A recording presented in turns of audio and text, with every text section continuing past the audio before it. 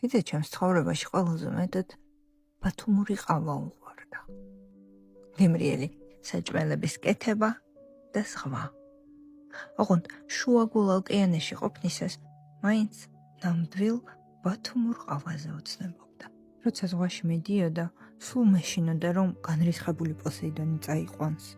ან მისი გემი ბერმუდის სამკუთხედში მოხვდება და ვერასდროს ვნახავ. თუმცა მაინც ყოველ ჯერზე ველოდებოდი და ზუსტი დღის გამოცნობაც შემეძლო, როდის დაბრუნდებოდა გემიდან.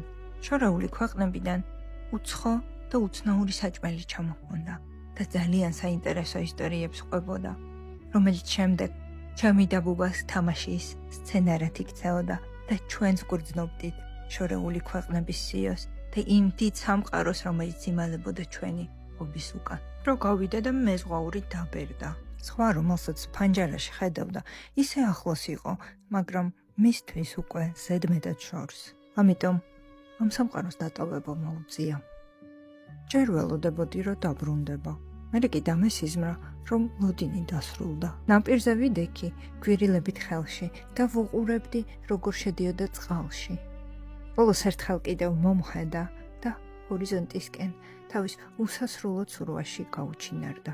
იქ, სადაც ყოველთვის ყველაზე მეტად გრძნობდა თავს სახლში.